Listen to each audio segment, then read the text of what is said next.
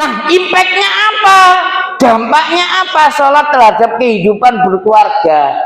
Kalau sholatnya bagus Bapak, maka akan melahirkan insan yang disiplin dan tanggung jawab. Gak mungkin orang sholat kemudian gak tanggung jawab. Tanggung jawab dirinya sama Allah saja tanggung jawab, apalagi ditambahi amanah yang namanya istri dan anak. Sholatnya bagus, maka akan muncul ketenangan jiwa dan pengendali emosi. Makanya tadi dibacakan oleh Ustadz kita, salah satu di antara orang yang muttaqin betul itu adalah wal kaziminal ghaid, mampu mengendalikan emosi. Sholatnya bagus, maka pasti mampu mengendalikan emosinya. Kalau emosinya terkendali, maka buktinya apa?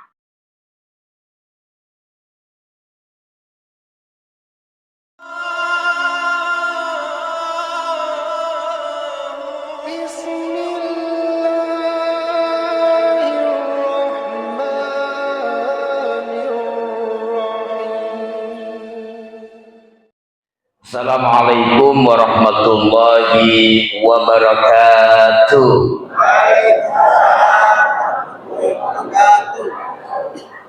Alhamdulillah, alhamdulillahilladzi khalaqal azwaja kullaha mimma tumbitul ardh wa min anfusihim wa mimma la ya'lamun.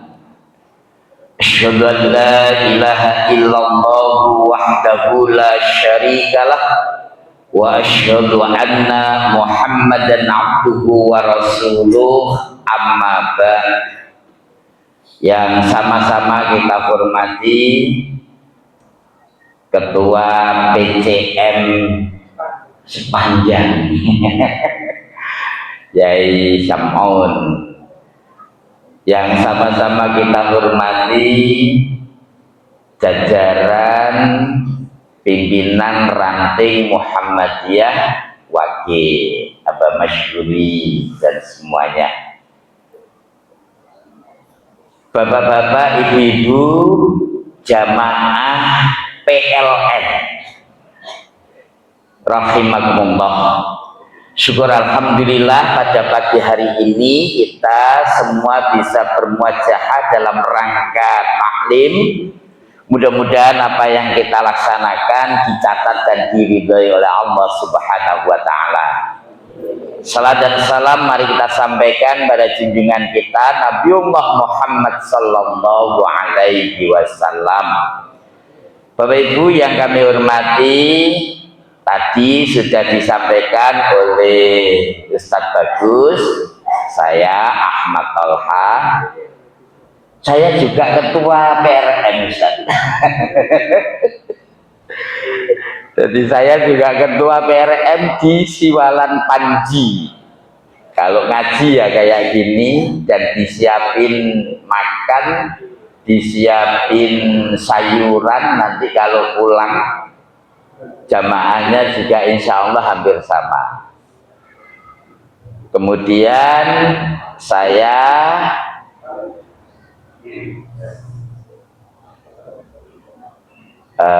sehari-hari bertugas sebagai kepala KUA Kecamatan Sukolilo. Saya di bidang perkawinan itu sudah 25 tahun. Sebagai kepala KUA sudah 15 tahun. Sehingga nanti saya akan banyak berbicara tentang perkawinan terlebih dahulu, kemudian baru tentang sholat, kemudian baru kita kombinasikan antara sholat dan perkawinan atau kehidupan rumah tangga. Bapak Ibu yang kami hormati, alhamdulillah ternyata di luar PLN itu ada PLN baru, PLN wage. Kira-kira ada enggak yang bisa menjelaskan perbedaan antara PLN itu sama PLN ini?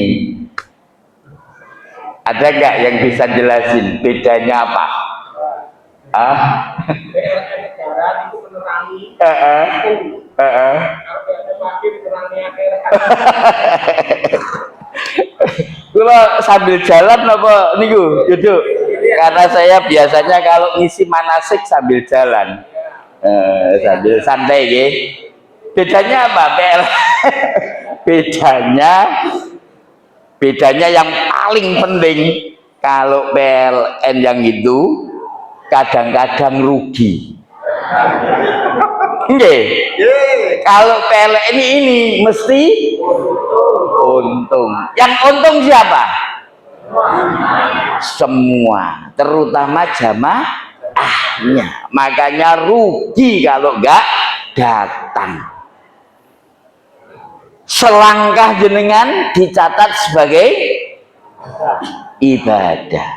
Dengerin ngaji, dengerin baca Al-Quran tadi itu pahalanya sama dengan yang membaca.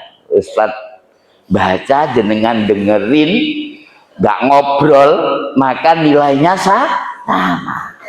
Nanti sebelum pulang dapat sarapan, perjalanan pulang dapat 4 ya. Sehingga nggak mungkin jenengan rugi dihadirkan, diundang dalam pengajian PL. Beda sama ini ya. Kalau ini kadang rugi, bahkan kadang ada yang ditangkap kalau ini. Bapak Ibu yang kami hormati, materi kita pada kajian ini tentang sholat sebagai pondasi membangun ketahanan dan keharmonisan keluarga. Sebetulnya sudah selesai, Pak. Kalau sholatnya benar, maka sudah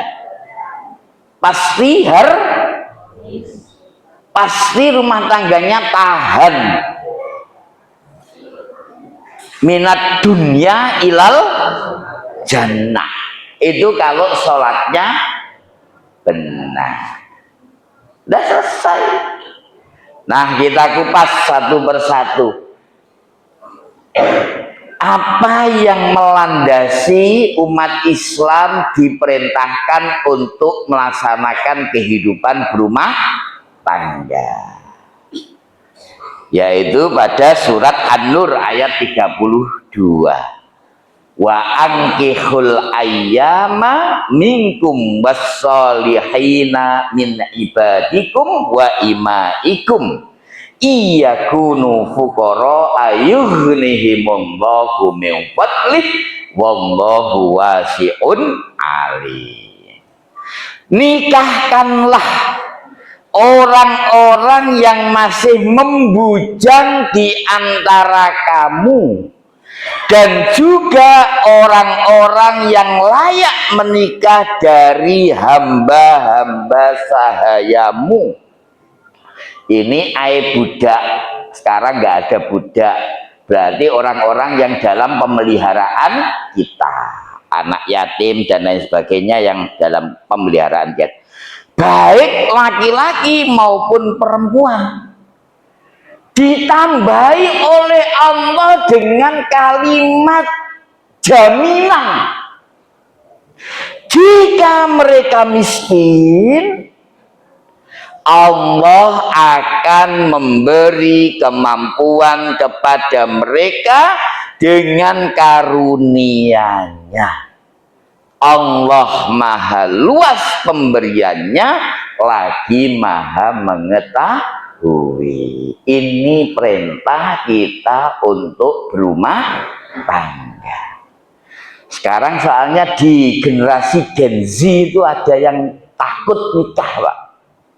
Sekarang itu berkembang di medsos nggak perlu nikah. Buat apa nikah? Alhamdulillah negara kita menerbitkan Undang-Undang 1 tahun 2023 terkait dengan KUHP, hubungannya sama nikah salah satunya ada. Nanti kita kupas bareng-bareng.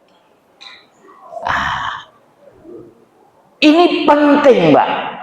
Jika mereka masih dalam keadaan miskin saat menikah, maka yughnihimullahu min fadlih, dan itu saya yakin terbukti pada kita semua. Waktu nikah Bapak sudah punya mobil? Belum, sekarang sudah. Waktu nikah Bapak sudah punya rumah? Sekarang sudah. Yughnihimullahu min fadlih, pasti Allah cukupkan. Ini harus jadikan keyakinan, ya, harus jadi keyakinan, sehingga ini juga harus jadi dorongan para jombloan jomblowati yang sudah memasuki usia nikah untuk segera dinikahkan. Kalimat ini bermakna apa? Perintah apa itu? Pemberitahuan. Perintah. Kewajibannya siapa ini? Orang tua, sehingga jenengan berdosa kalau nggak mau menikahkan putra putrinya. Segera didorong, jangan lama-lama. Begitu tahu putra putrinya ada hubungan, langsung panggil. Hubunganmu sungguhan apa enggak? Kalau sungguhan, kapan nikahnya? Kenapa? Perintah jenengan untuk menikah. Khawatir apa? Khawatir nanti terjadi perzinaan. Kalau terjadi perzinaan, orang tua ikut dosa apa enggak? Oh, enggak ikut-ikut ngelakuin kok dosa toh, Bu? Sebagai tanggung jawab. Dasarnya apa? Dasarnya apa? Anfusakum wa ahlikum, sehingga seorang suami itu, seorang ayah itu, tanggung jawab yang lain itu enteng, Mbak. Tanggung jawab cari nafkah itu enteng. Yang berat tanggung jawab ini, anfusakum wa ahlikum. Nah, ini yang berat. Survei di Surabaya, ya, enggak di Sidoarjo karena saya tugasnya di Surabaya. Survei di Surabaya khususnya terhadap calon manten itu hampir kisaran 60% sholatnya bolong-bolong. Di sini sholatnya bolong-bolong apa 60% juga? Nah, kalau ikut pengajian insya Allah enggak lah, ya. Atau ada yang bolong? Itu 60% rata-rata sholatnya bolong-bolong. Orang tua ikut berdosa apa enggak? Makanya ada hadis yang agak panjang itu. Pernah dengar apa enggak? Ada hadis yang agak panjang. Orang tuanya masuk surga, kemudian karena anaknya masuk neraka, lalu minta keadilan kepada Allah karena orang tuanya tidak memberikan ilmu sehingga ia masuk neraka, lalu meminta orang tuanya kembali ke neraka. Pernah dengar? Hadisnya panjang. Intinya orang tua tidak bisa masuk surga dulu sebelum anaknya juga jelas. Makanya panjenengan ketika melihat anak kok nggak mau sholat, jenengan harus putus. Putusnya gimana? Sudah saya kasih tahu bahwa sholat ini wajib, sholat ini perintah, sampean harus menjalankan. Kalau sampean nggak mau menjalankan, maka itu hubungan antara saya dengan sampean terkait dengan sholat sudah selesai. Supaya jenengan nanti nggak ditagih. Kalau nggak gitu jenengan ditagih, apa orang tua ayah saya nggak pernah ngasih tahu, ditagih nanti. Kita ditagih maka berlaku hadis yang panjang tadi itu. Nah itu ya Pak ya. Nah terkait dengan perkawinan ini kan perintah ya, nikahkanlah. Para ahli fikih membagi hukum nikah itu ada 4. Ada berapa? Yang pertama hukumnya haram. Loh, ini perintah kok hukumnya haram? Iya. Hukumnya apa? Haram. Kapan hukumnya haram? 1, ketika nikahnya coba nggak boleh, maka haram hukumnya.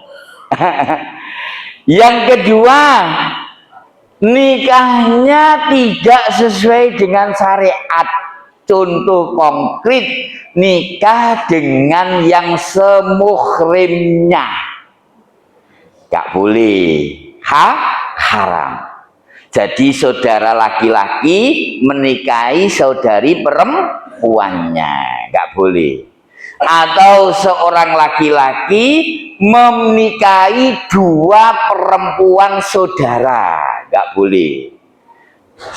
Kakaknya dinikahi, adiknya juga dinikahi, nggak boleh. Itu hukumnya haram. 3, nikah dalam rangka memutus muhalli. Muhalli itu nikah karena ada orang yang sudah talak 3. Si A sama si B nikah, habis itu talak, berarti talak berapa? Habis itu rujuk lagi, talak lagi, habis itu rujuk lagi, talak lagi, habis itu rujuk lagi, nikah lagi, boleh nggak? Nggak boleh. Ternyata datang si C, wes istri sampean saya nikahi, nanti sebulan saja. Setelah saya sebulan sama sampean, kemudian nanti saya kembalikan lagi ke sampean. Boleh apa enggak? Ah, itu yang haram. Ya, jadi walaupun nikah itu perintah, ada hukum 4. Nah, yang kedua hukumnya makruh. Gimana terhadap hukumnya makruh? Orang yang menikah yang dia sebetulnya tahu belum mampu menafkahi, maka hukumnya makruh. Kenapa? Karena kewajiban menafkahi itu adalah bagian dari tanggung jawab seorang suami. Tapi dia masih gak jelas. Ya, walaupun ayatnya berbunyi iyakunu fuqara'a yughnimullahu min fadli. Jika miskin maka Allah cukupkan. Tapi dia itu nggak mau kerja. Dia lontang lantung, maka hukumnya makruh. Yang ketiga hukumnya sunnah. Sunnah itu yang biasa-biasa saja. Misalnya dia nikah ya siap, nggak nikah juga siap. Itu sunnah. Yang terakhir hukumnya wajib. Wajib terhadap siapa? Wajib terhadap remaja atau anak yang tidak mampu mengendalikan nafsunya, maka dia wajib untuk segera dinikahkan. Wajib bagi yang dikhawatirkan nanti terjadi perzinaan, maka segera dinikahkan walaupun sekolah kuliahnya belum selesai, kecuali jenengan bisa ngintili. Tahu ngintili? Anaknya ke kafe sama ikut ke kafe tapi tetap nggak akan bisa. Nah, yang tahu putra putri jenengan adalah jenengan sendiri. Kalau abah saya dulu, begitu anak perempuannya ketahuan sama cowok, langsung dipanggil, langsung, kapan berani menikahi anakku, gitu. Itu zaman dulu. Sekarang masih ada yang kayak gitu? Dibiarin pacaran apa langsung dipanggil kemudian itu disuruh menikahi? Itu hukum-hukum nikah. Laptopnya mati, kehabisan baterai.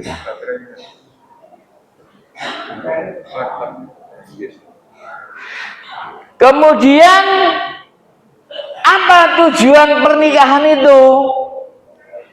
Tujuan pernikahan atau tujuan berumah tangga salah satunya adalah yang termaktub dalam surat Ar-Rum. Nanti materinya di-share sama Ustadz Bagus sehingga bisa dibaca. Apa? Litaskunu ilaiha wa ja'ala bainakum mawaddatan warahmah, agar tercipta kehidupan keluarga yang sakinah.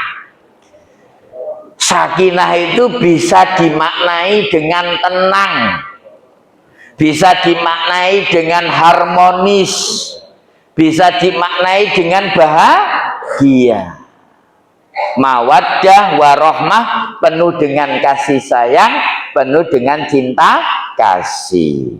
Dicas nggak bisa, Ustaz? Nggak bawa cas-casan, biar kelihatan. Nah, itu tujuan berumah tangga. Dengan dua dasar ayat Al-Quran inilah maka pemerintah melalui Undang-Undang 1 tahun 1974 tentang perkawinan membuat definisi perkawinan adalah ikatan lahir dan batin antara seorang laki-laki dengan seorang perempuan untuk menjadi suami istri, guna membangun rumah tangga yang bahagia dan kekal berdasarkan ketuhanan yang Maha Esa.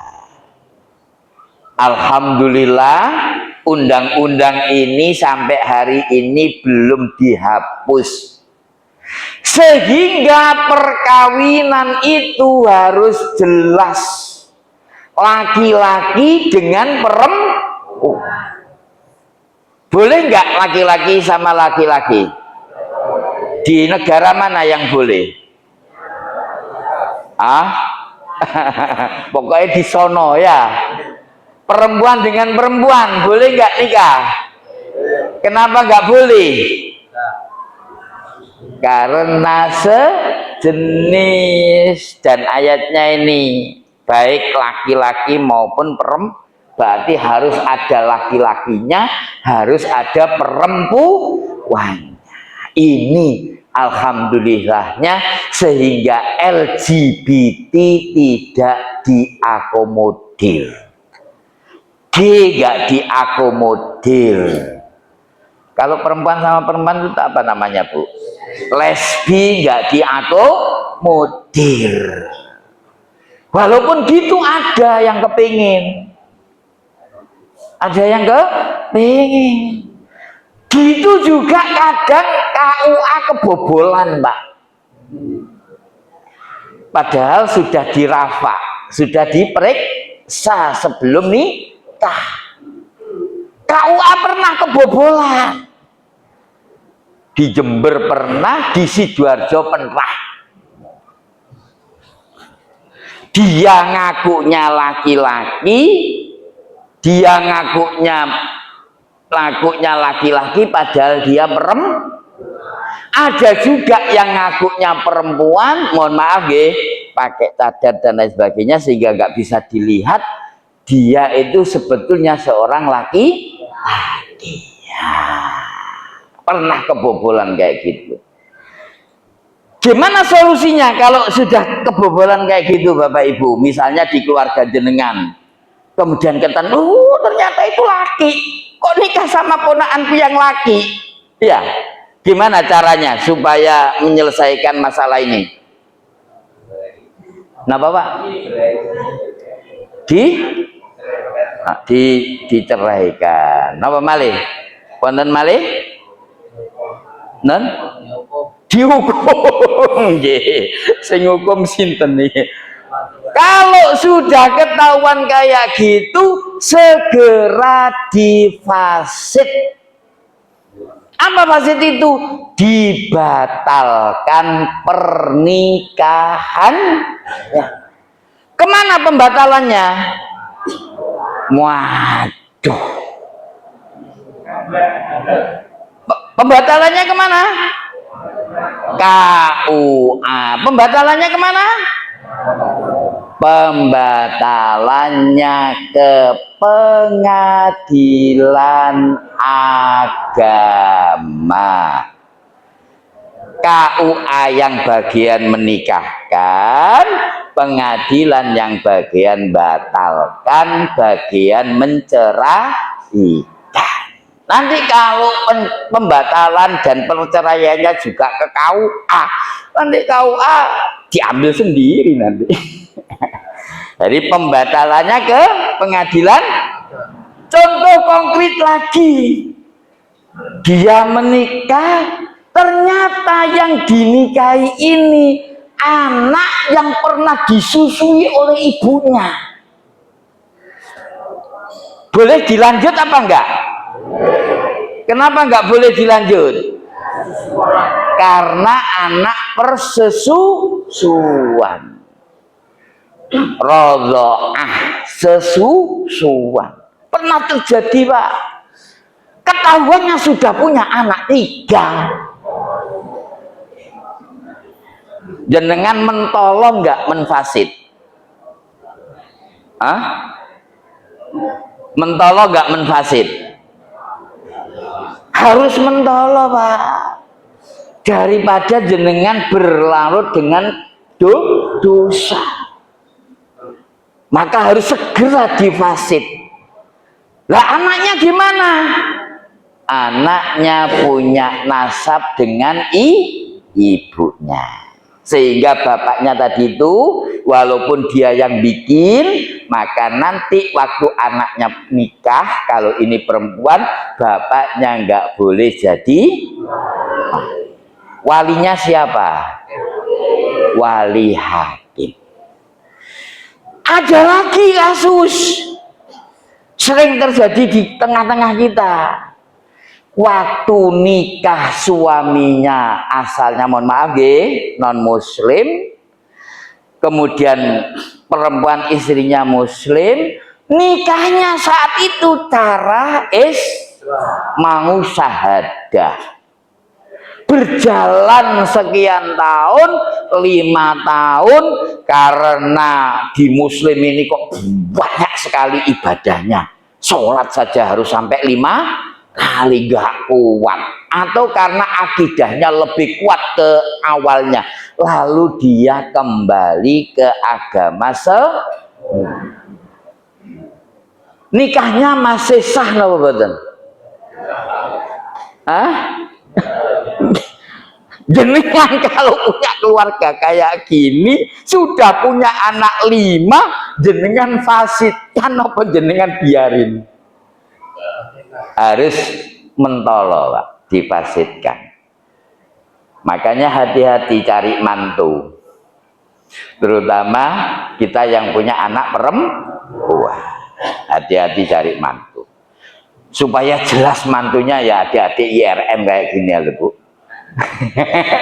Adik-adik PRM gini wis jelas ini, daripada dapat orang Australia tapi ternyata nanti balik lagi. Bahkan ateis, orang Australia itu yang beragama hanya sekitar 17%, yang lainnya banyak yang ateis. Nah, itu nggak boleh, haram. Nah, itu ya Bapak Ibu ya.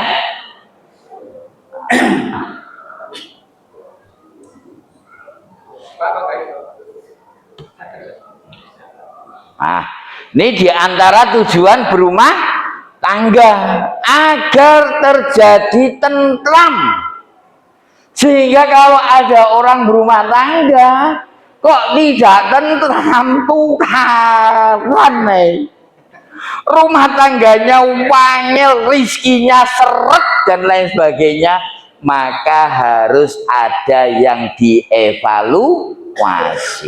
Kayaknya sampai jam 8 baru selesai. Lawang ini baru 2 halaman ya Bu, saya nyiapkan 9 halaman. Ayo kon. Sekali-sekali nggak apa-apa ya. Kan belum lapar kan?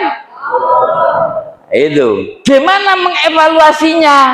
Salah satunya adalah lewat menyelesaikan ini Bu. Rumah tangga kok nggak harmonis, rumah tangga kok rizkinya seret, rumah tangga kok rasanya kayak neraka, maka salah satu evaluasinya lewat, maka betul sekali PRM mengkaji, kebetulan ini nanti Isra Mi'raj, sholat hubungannya sama keluarga. Perintah sholat jelas salah satunya, aqimis sholati liduluki syamsi ila ghasaqil lail wa qur'anal fajr inna qur'anal fajri kana masyhuda. Dirikanlah sholat sejak matahari tergelincir sampai gelapnya malam, dan laksanakan pula sholat subuh, sesungguhnya sholat subuh itu disaksikan oleh malaikat. Apa sholat yang lain nggak disaksikan? Kenapa kok ini ada penegasan subuh itu disaksikan oleh malaikat? Pentingnya sholat subuh, karena kebanyakan yang lubang tadi itu tidak melaksanakan sholat subuh. Dan sholat subuh ini pembuka rizki. Makanya orang berumah tangga sholat subuhnya kececeran, pasti rizkinya ya, itu ya. Ini salah satu perintah sholat, banyak ayatnya terkait dengan perintah sholat. Nah, di antara tujuan sholat untuk apa? Innani anallahu la ilaha illa ana fa'budni wa aqimis sholata li dzikri. Sesungguhnya aku adalah Allah, tidak ada Tuhan selain aku, maka sembahlah aku, sholatlah aku, dan tegakkanlah sholat untuk mengingatku. Untuk apa kok kita disuruh mengingat Allah? Ya, kita ingat Allah. Dekengan pusat Pak. Iya, dekengan pusat. Orang kalau dekengannya Gusti Allah, maka hidupnya mesti nyaman, aman, tentram, bahagia, nggak sumpek. Kalau hidupnya dekengannya Allah, makanya kita diperintah untuk selalu sholat. Jangan sampai nggak sholat. Nah, sholatnya jangan sholat formalitas. Apa sholat formalitas Bapak Ibu? Ya sekedar doa, sekedar gerakan. Tidak direnungi maknanya. Contoh takbir Allahu Akbar. Maka yang tidak ada ilah, tidak ada yang patut disembah, hanya Allah. Perkara yang lain kan yang besar hanya Allah. Sehingga orang yang noleh dan lain sebagainya maka dianggap batal.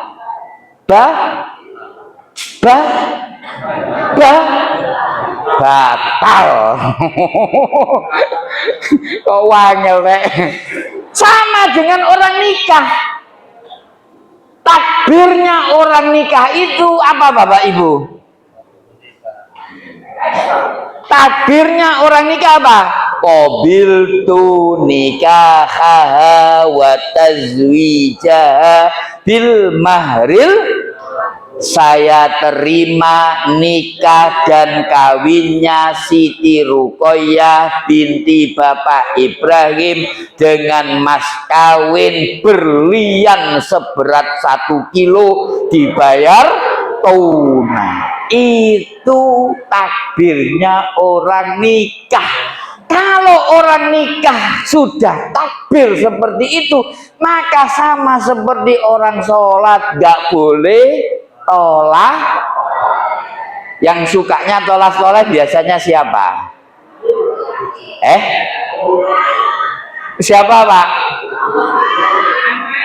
Kalau toleh-tolehnya cari istri lagi Bapak. Tapi kalau toleh-tolehnya tidak mau menerima nafkah, ya merasa kurang dari nafkah yang diberikan oleh Bapak, siapa?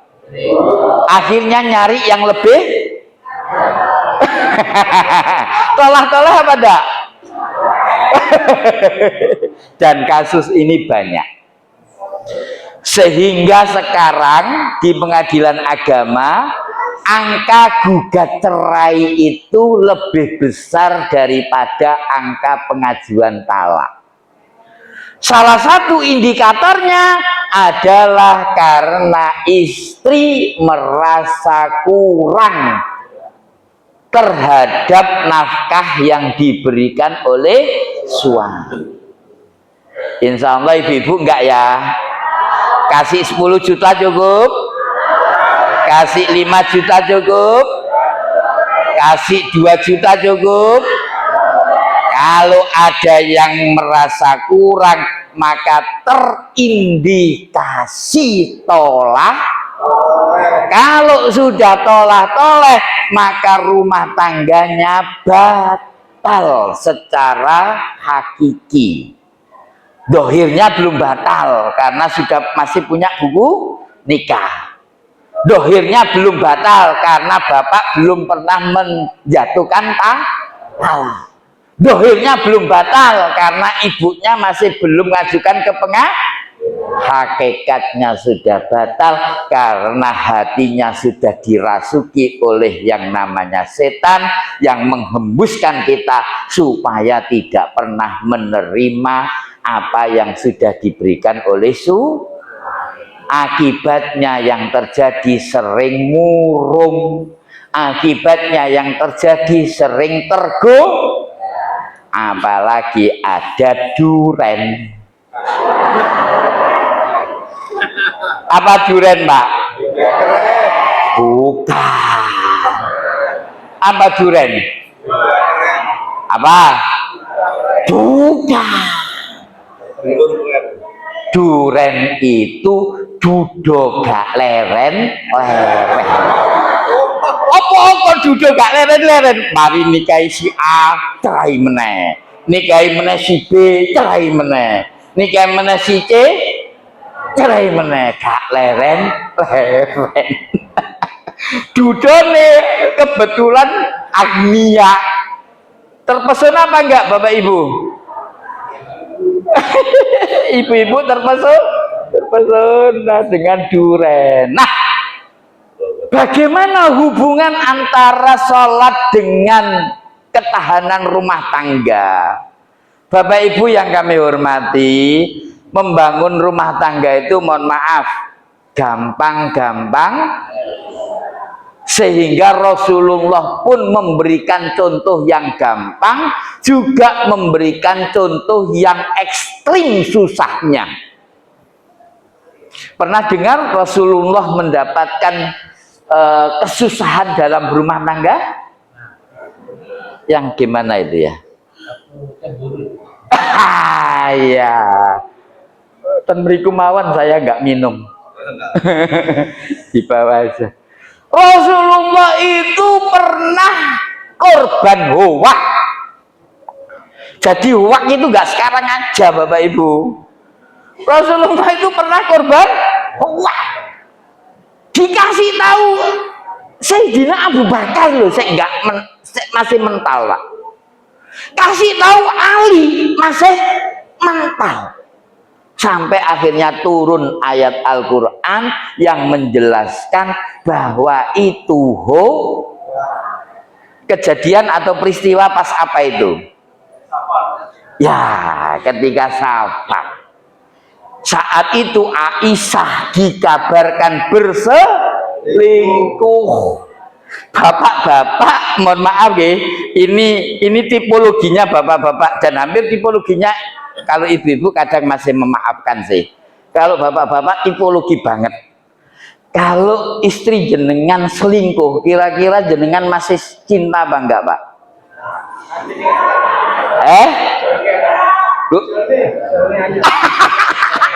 Makanya untuk lagune Cak Sopo itu, yang dari Pasuruan itu, Cak Sodik, duit entek, bojo rewel, apalagi bojo seling. Maka tipologinya bapak-bapak pasti sudah gak akan menerima. Kalau ibu-ibu kadang masih memaafkan ya, tapi sebetulnya secara psikologis juga sama, gak mungkin Contohnya siapa yang sekarang lagi viral? Bandung. Jangan nyebut nama Pak, nggak boleh. Itu berkali-kali sampai nggak kuat. Karena nggak kuat akhirnya ngajukan gugat cerai.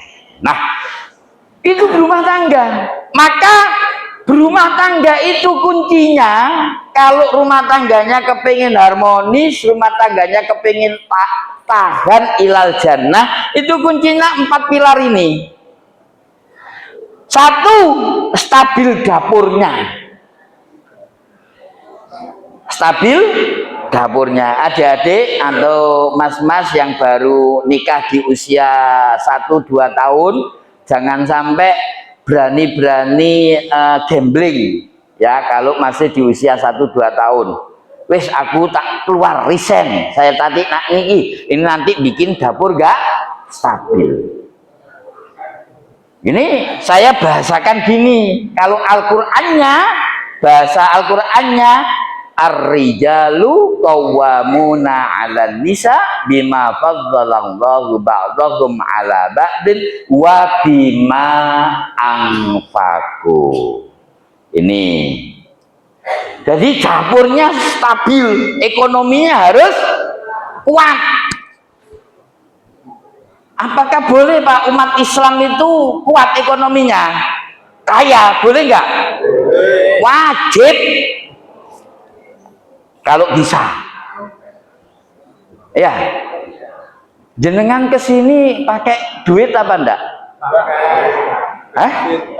Angkat tangan yang kesini nggak pakai duit.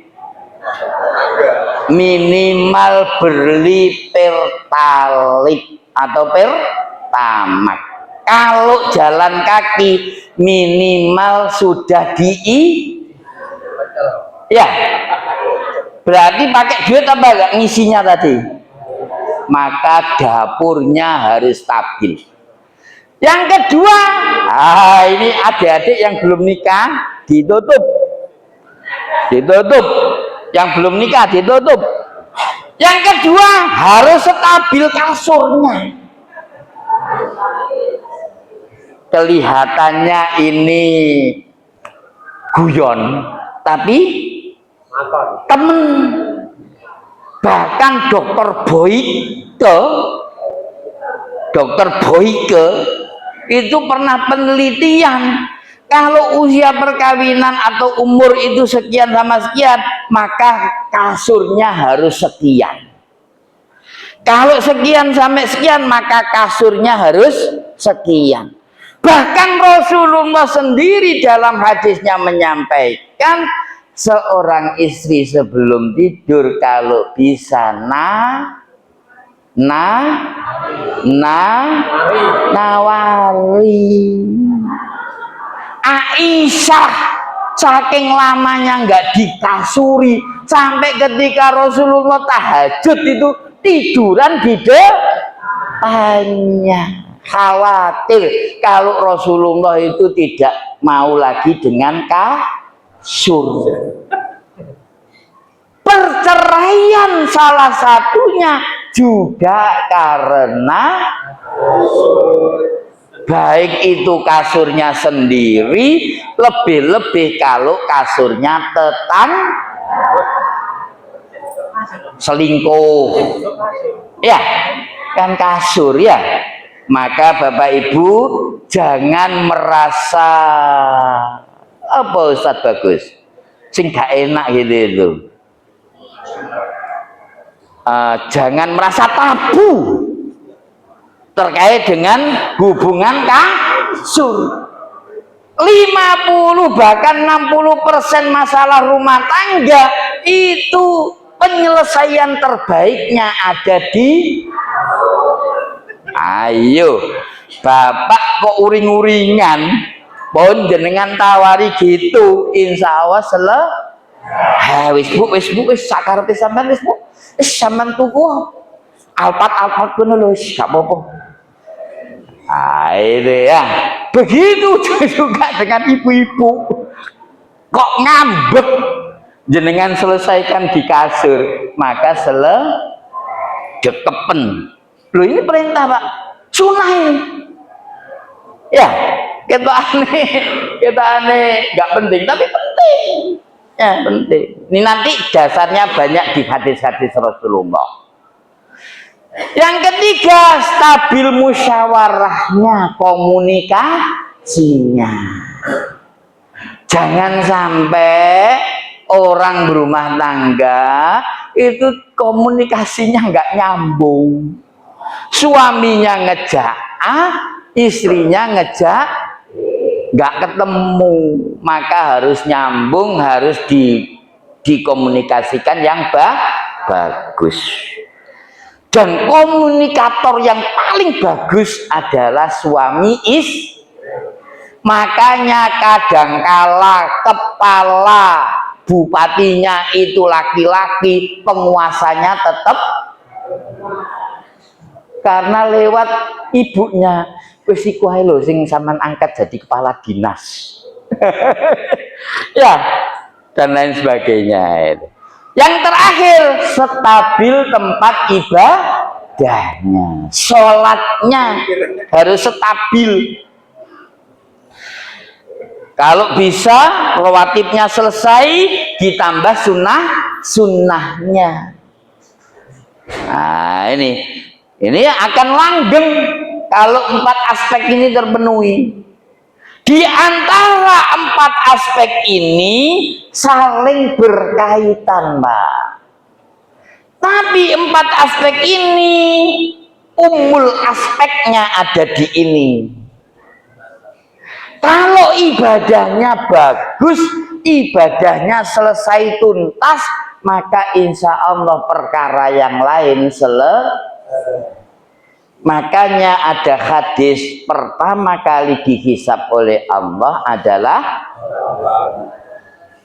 awwalu ma yuhasabu fi yaumil qiyamah as-shalah. Kenapa? Karena ketika ibadahnya bagus, stabil, perkara lain selesai. Kita aneh wis entek jame. Nah, impactnya apa? Dampaknya apa? Sholat terhadap kehidupan berkeluarga. Kalau sholatnya bagus Bapak, maka akan melahirkan insan yang disiplin dan tanggung jawab. Gak mungkin orang sholat kemudian gak tanggung jawab. Tanggung jawab dirinya sama Allah saja tanggung jawab, apalagi ditambahi amanah yang namanya istri dan anak. Sholatnya bagus, maka akan muncul ketenangan jiwa dan pengendali emosi. Makanya tadi dibacakan oleh Ustadz kita, salah satu di antara orang yang mutakin betul itu adalah wal kaziminal ghaid, mampu mengendalikan emosi. Sholatnya bagus, maka pasti mampu mengendalikan emosinya. Kalau emosinya terkendali, maka buktinya apa? Sabar, gak suka tukaran, apalagi tukaran dengan ada warga Muhammadiyah yang suka tukaran dengan tetangganya. Angkat tangan sebelum malaikat Isra mungkar nakir rokib atid nanti mencatat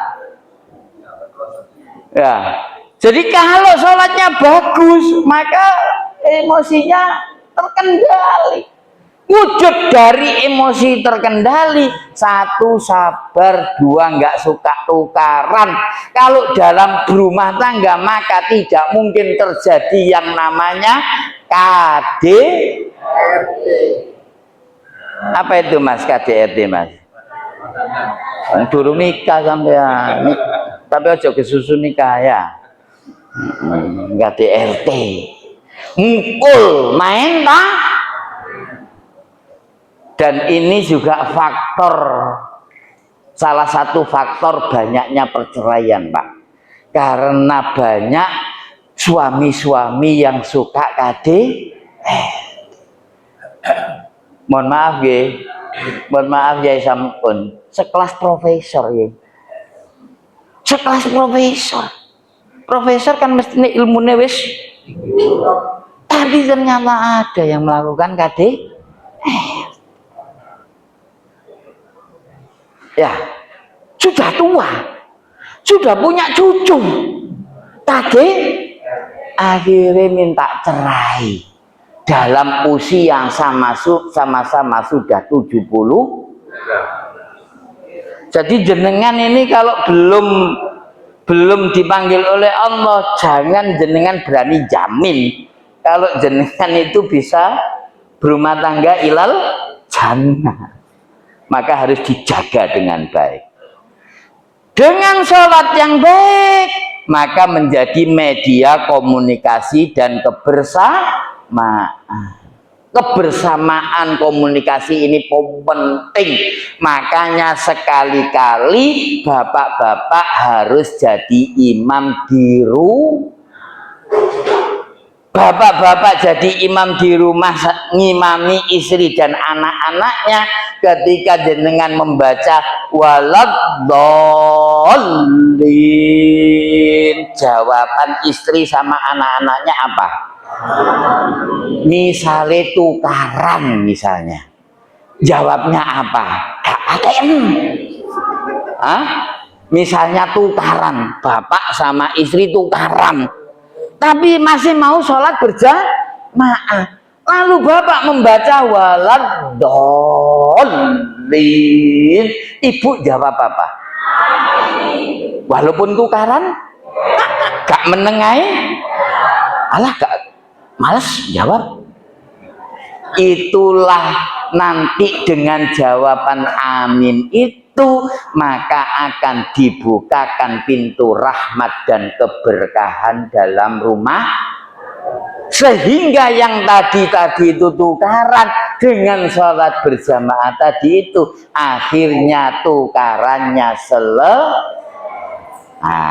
itu Pak, sholat. Yang ketiga, orang yang mau melaksanakan sholat maka akan menjauhkan dari perbuatan keji dan mungkar.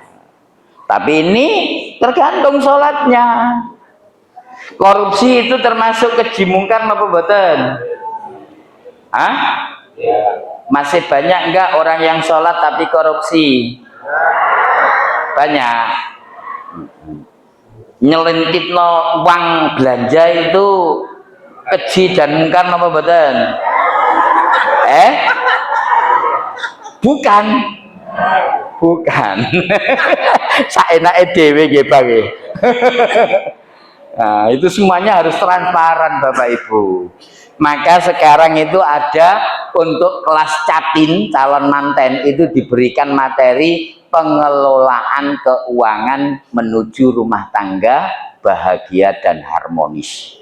Salah satunya bagaimana istri mengelola duit, gak boleh suka nyelin. Terakhir, menghadirkan keberkahan dan perlindungan. Sholat kok bisa menghadirkan perlindungan, itu gimana Tat? Bapak Ibu ada yang tahu bagaimana sholat itu bisa menghadirkan perlindungan? Jawabannya adalah salah satunya di dalam surah Al-Quran. Jika engkau melaksanakan amal perbuatan yang baik, baik laki maupun perempuan, maka Allah akan memberikan apa itu, ketidaktakutan, ketenangan. Nah, dalam tafsir di situ Allah mengutus 2 malaikat untuk selalu menjaga kita. Makanya insya Allah kalau orang mau melaksanakan sholat dengan baik, mohon maaf ya, kadang-kadang yang lain kecelakaan sampai parah, yang ini enggak lecet sama sekali. Itu salah satunya adalah perlindungan dari Allah. Perlindungan yang jelas dan pasti adalah rasa kita selalu merasa punya Allah. Ya.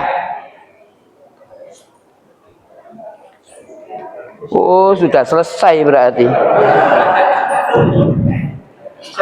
Oke. Iya, sudah maaf.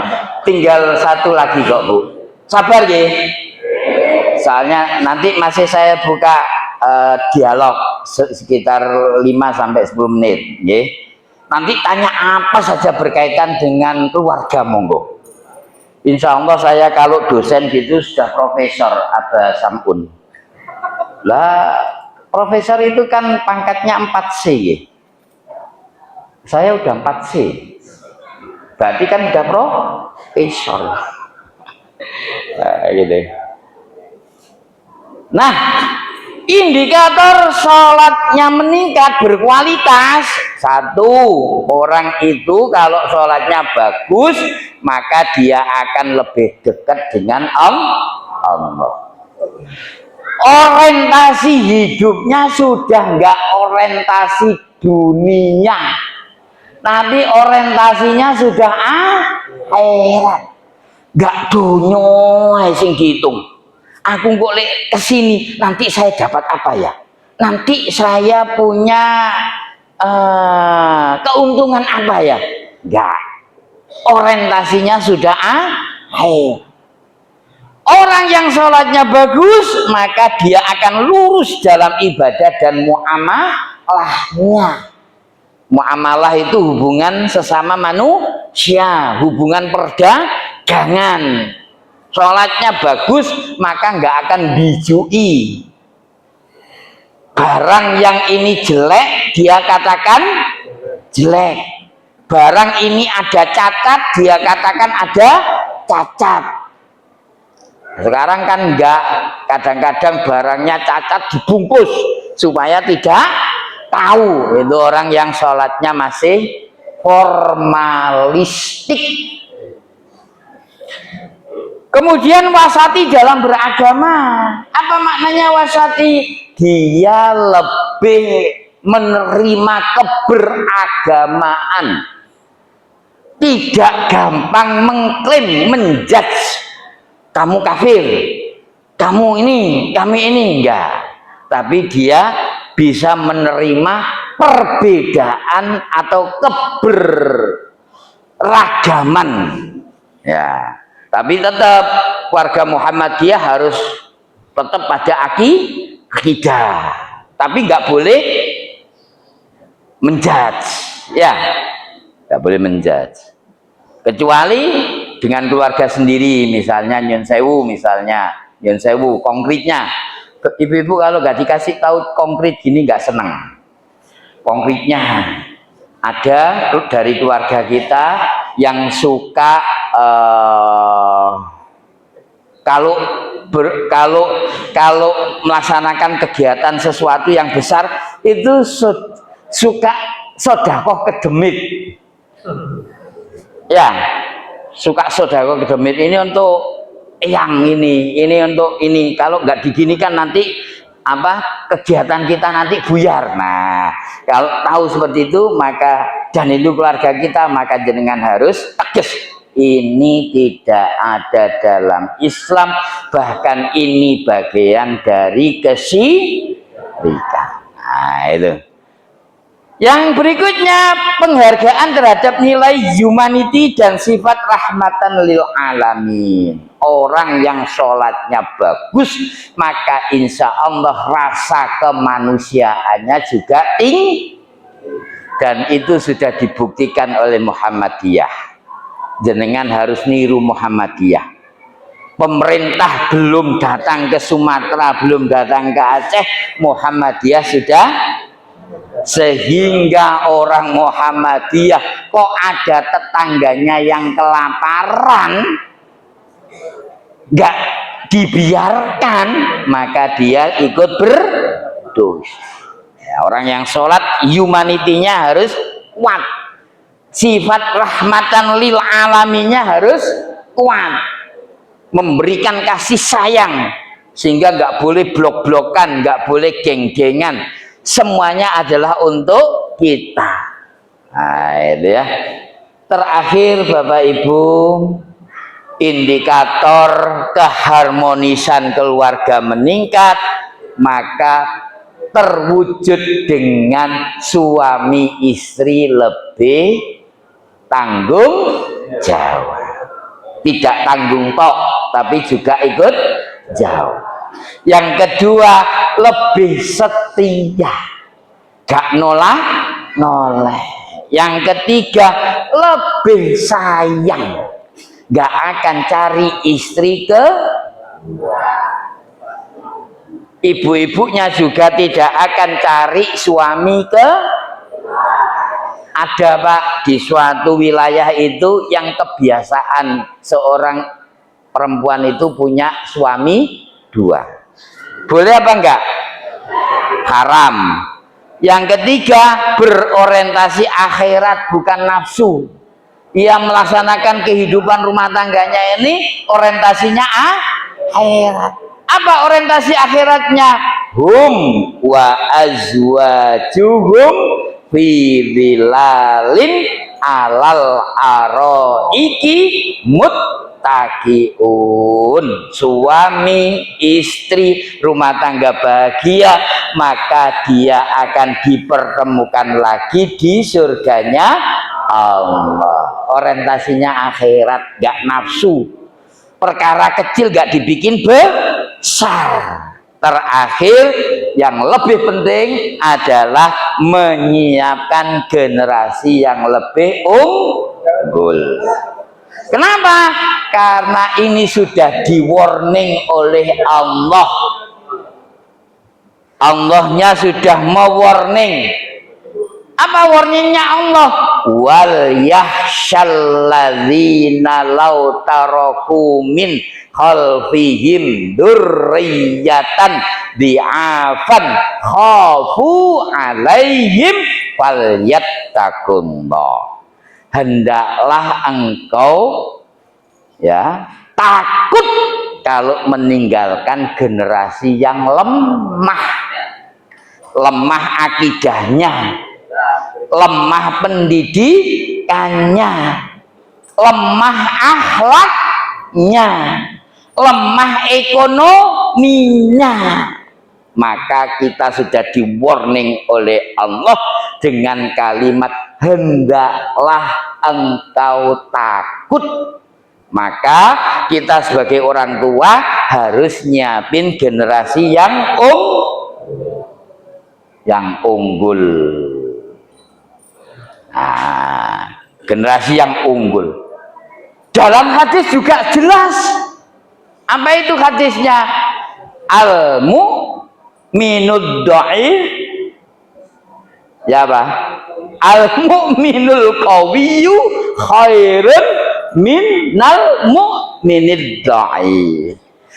Seorang mukmin yang kuat itu lebih baik daripada seorang mukmin yang lemah.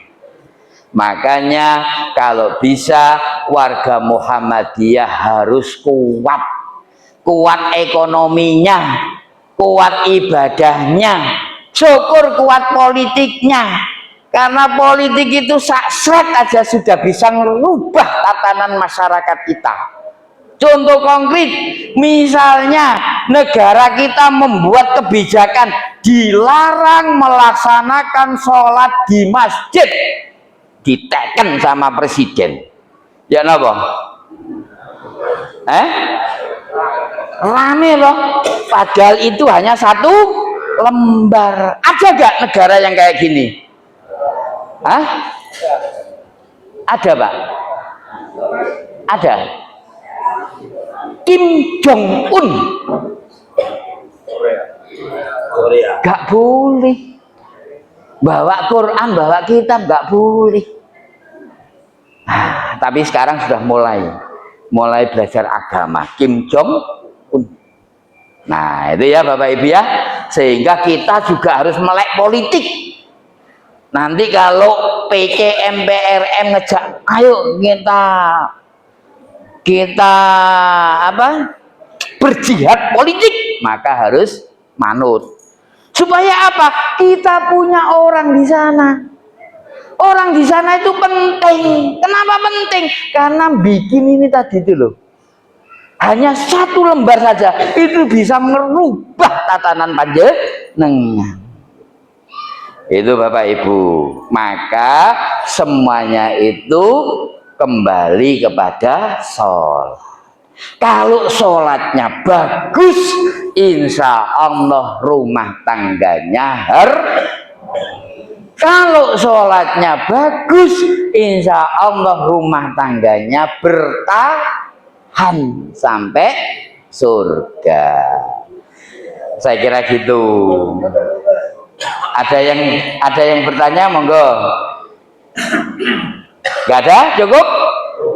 Wah ya, karena sudah lebih yang disampaikan 1,5 jam. Bapak Ibu yang kami hormati, demikian yang dapat kami sampaikan. Mudah-mudahan ada guna dan manfaatnya, dan mudah-mudahan keluarga kita semakin baik, rumah tangga kita semakin rukun, semakin harmonis, dan kita tidak berpisah kecuali dipisahkan oleh Allah. Nasrun minallah wa fathun qarib wa basyiril mu'minin. Kurang lebihnya mohon maaf. Assalamualaikum warahmatullahi wabarakatuh.